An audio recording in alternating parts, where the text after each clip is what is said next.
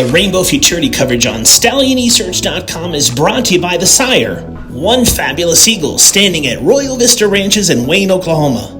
And hello again, everyone. I'm Greg Thompson of StallionEsearch.com. It's Rainbow Futurity time up here on the mountain, and that's what we're talking about here on this episode. And all this coverage is brought to you by One Fabulous Eagle, standing there at Royal Vista Ranches in Wayne, Oklahoma.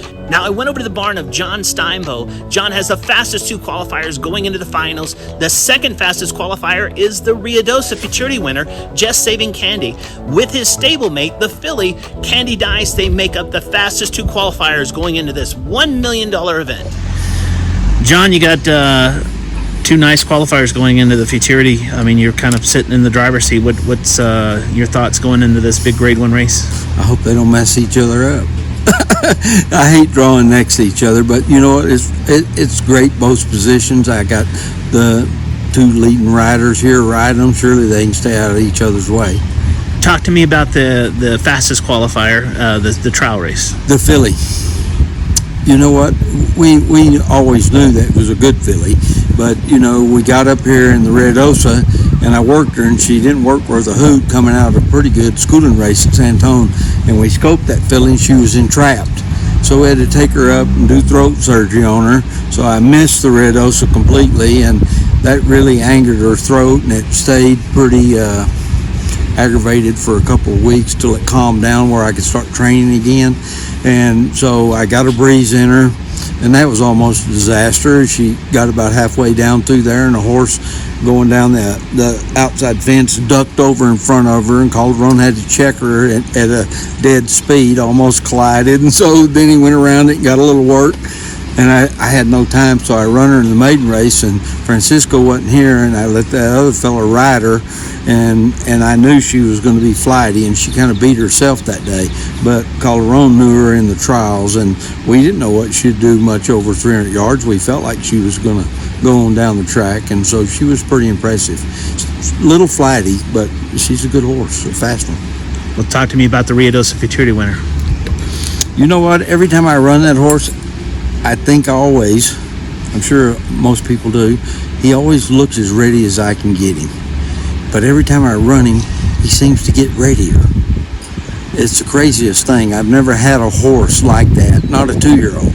You know, they start having problems physically, and they get mentally beat up. It's a lot of stress on them. And this horse here is just kind of the opposite.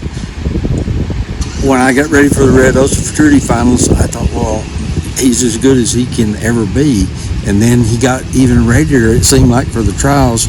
And we took that horse this morning to the track, and he acts readier than all the races before. So I don't know, he keeps getting bigger, he gets thicker, he's getting stronger. I don't know, it's a crazy thing, that horse. You've been around a lot of good, nice 2-year-olds in your history in this sport, even back in your days with Blaine. Yeah, some great horses. How does this one compare? You know, I can't compare him because I haven't ever seen one like him. I haven't had one that stayed the sound and just seemed to be thriving and getting better. I've never seen that.